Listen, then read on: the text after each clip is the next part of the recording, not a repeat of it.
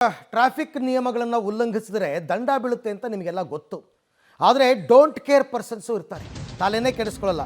ಇಲ್ಲಿ ಒಬ್ಬ ಚಾಲಕಿ ಲೇಡಿ ಒಂದೇ ಬೈಕು 5 ವರ್ಷದಿಂದ ರೂಲ್ಸ್ ಬ್ರೇಕ್ ಮಾಡ್ಕೊಂಡು ಬಂದಿದ್ದಾರೆ.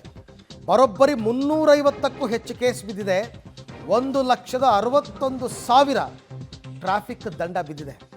ಹೆಲ್ಮೆಟ್ ಹಾಕಲ್ಲ, ಒನ್ ವೇ ಇದ್ದರೂ ಕೇರ್ ಮಾಡಲ್ಲ, ಸಿಗ್ನಲ್ ಇದ್ದರೂ ಗಾಡಿ ನಿಲ್ಲಿಸಲ್ಲ, ಕ್ಯಾಮರಾ ಇದ್ದರೂ ಡೋಂಟ್ ಕೇರ್.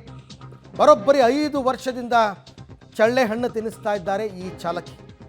2020ರಿಂದ 25 ತನಕ 350ಕ್ಕೂ ಅಧಿಕ ಬಾರಿ ರೂಲ್ಸ್ ಬ್ರೇಕ್ ಮಾಡಿರೋದು 5 ವರ್ಷದಲ್ಲಿ. ಅದರಲ್ಲೂ ಚಿಕ್ಕಪೇಟೆ ಮತ್ತು ಕಲಾಸಿಪಾಳ್ಯದಲ್ಲೇ ಅತಿ ಹೆಚ್ಚು ಬಾರಿ ರೂಲ್ಸ್ ಬ್ರೇಕ್ ಮಾಡಿರೋದು. ಇತರೆ ಸವಾರರಿಗೆ ಕಿರಿಕ್ ಮಾಡೋದು. ಹಾಗಾಗಿ ಈಗ ಚಾಲಕಿ ವಿರುದ್ಧ ಕ್ರಮ ಕೈಗೊಳ್ಳಬೇಕು ಅಂತ ಸಾರ್ವಜನಿಕರು ಆಗ್ರಹಿಸಿದ್ದಾರೆ. 350 ಕೇಸು, 1,61,000 ಫೈನ್. ನನ್ನ ಪ್ರಕಾರ ಆ ಬೈಕು ಅಷ್ಟು ಬೆಲೆ ಬಾಳಲ್ಲ, ಏನೊಂದು 60-70 ಸಾವಿರ ಇರಬೇಕನಪ್ಪ ಅದಕ್ಕೆ.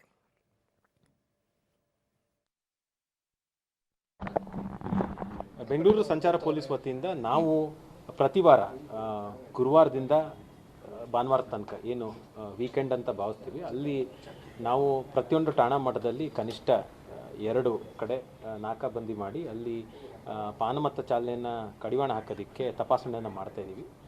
ಕಳೆದ ವಾರ ಸುಮಾರು 62,000 ವಾಹನಗಳನ್ನು ತಪಾಸಣೆ ಮಾಡಿ 800 ಸವಾರರ ಮೇಲೆ ಡಿ ಡಿ ಕೇಸನ್ನು ದಾಖಲು ಮಾಡಿದ್ದೀವಿ. ಡಿ ಡಿ ಕೇಸ್ ದಾಖಲು ಮಾಡೋದು ಒಂದೇ ಅಲ್ಲ, ಅದಕ್ಕೆ ಕನಿಷ್ಠ 10,000 ದಂಡ ಇದೆ. ಅದಲ್ಲದೆ ವಾಹನ ಪರವಾನಗಿ ರದ್ದಾಗುತ್ತೆ. ಯಾರು ವಾಹನ ಪರವಾನಗಿ ಇಲ್ಲದಲೇ ಓಡಾಡ್ತಾ ಇದ್ದಾರೆ ಅವ್ರ ಮೇಲೆ ಇನ್ನೂ ಒಂದು ಪ್ರಕರಣ ದಾಖಲೆ ಮಾಡಿ ಅದಕ್ಕೂ ಕೂಡ ಅವ್ರಿಗೆ ದಂಡ ವಿಧಿಸಲಾಗಿದೆ. ಈ ಬಗ್ಗೆ ಮತ್ತಷ್ಟು ಮಾಹಿತಿ ನನ್ನ ಕೊಲೀಗ ನರಸಿಂಹಮೂರ್ತಿ ಅವರಿಂದ ಪಡ್ಕೊಳ್ಳೋಣ. ಮೂರ್ತಿ, ಈಗ ಆ ಚಾಲಕಿ ಯಾರು ಅಂತ ಪತ್ತೆ ಹಚ್ಚಿದ್ರ, ಅಕಸ್ಮಾತ್ ನಾನು ಫೈನ್ ಕಟ್ಟೋಕ್ಕಾಗಲ್ಲ ಗಾಡಿನೇ ತೊಗೊಂಡೋಗಿ ಅಂದರೆ ಆ ಗಾಡಿ ಕೂಡ ನನ್ನ ಪ್ರಕಾರ 1,61,000 ಬೆಲೆ ಬಾಳಲ್ಲ. ಅಂಥ ಸಂದರ್ಭದಲ್ಲಿ ದಂಡ ವಸೂಲಿ ಹೇಗೆ ಅಂತ? ಅರವಿಂದ, ಬಹುತೇಕ ಆ ಗಾಡಿಯ ಬೆಲೆ 60,000ರಿಂದ 70,000 ರೂಪಾಯಿ ಇರಬಹುದು. ಆದರೆ ಫೈನ್ ಏನಿದೆಯಲ್ಲ ಇದು ಡಬಲ್ ಇದೆ. ಅಂದರೆ 1,60,000 ರೂಪಾಯಿ ಫೈನ್ ಇದೆ. ಆ ಫೈನ್ನ ಲಿಸ್ಟನ್ನು ನೋಡಬೇಕು. ಅದು ಒನ್ ವೇಲ್ ಹೋಗಿರೋದು ಇರ್ಬೋದು, ಸಿಗ್ನಲ್ ಜಂಪು, ಮತ್ತು ವಿತೌಟ್ ಹೆಲ್ಮೆಟ್ ರೈಡಿಂಗು, ಹೀಗೆ ನಾನಾ ವೈಲೇಷನ್ಸನ್ನು ಮಾಡಲಾಗಿದೆ. ಆಕೆಯ ಜೊತೆ ಮತ್ತೊಬ್ಬರು ಕೂಡ ಆ ಒಂದು ವೆಹಿಕಲನ್ನು ಓಡಿಸಿದ್ದಾರೆ. ಬಹುತೇಕ ಆ ಲಿಸ್ಟ್ ಇದೆಯಲ್ಲ ಅದನ್ನು ತೆಗಿತಿದ್ರೆ ಒಂದು ರೀತಿ ಸರಮಾಲೆಯ ರೀತಿ ಇದೆ. ಸಾಕಷ್ಟು ಸುಮಾರು 350ಕ್ಕೂ ಹೆಚ್ಚು ಟ್ರಾಫಿಕ್ ವೈಲೇಷನ್ಸ್ ಫೈನ್ಗಳಿದ್ದಾವೆ. 350 × 500 ರೂಪಾಯಿ ಒಂದು ಕೇಸ್ಗೆ ಅಂತ ಅಂದ್ಕೊಂಡ್ರು ಕೂಡ 1,60,000 ರೂಪಾಯಿ ಆ ಒಂದು ಗಾಡಿಯ ಮೇಲೆ, ಸ್ಕೂಟರ್ನ ಮೇಲೆ ಫೈನ್ ಬಿದ್ದಿದೆ. ಈ ಹಿಂದೆ ಅಂದರೆ ಕಳೆದ ವರ್ಷ 1,05,000 ರೂಪಾಯಿ ಆ ವೆಹಿಕಲ್ನ ಮೇಲೆ ಫೈನ್ ಇತ್ತು. ಇದೀಗ 1,60,000 ರೂಪಾಯಿಗೆ ಹೋಗಿದೆ. ಈ ಒಂದು ವೆಹಿಕಲ್ಲು ಸಂಚಾರ ಪೊಲೀಸರಿಗೆ ಕಾಣ್ತಿಲ್ವಾ? ಯಾಕೆ ನೀವು ಈ ವೆಹಿಕಲನ್ನು ಸೀಸ್ ಮಾಡ್ತಿಲ್ಲ?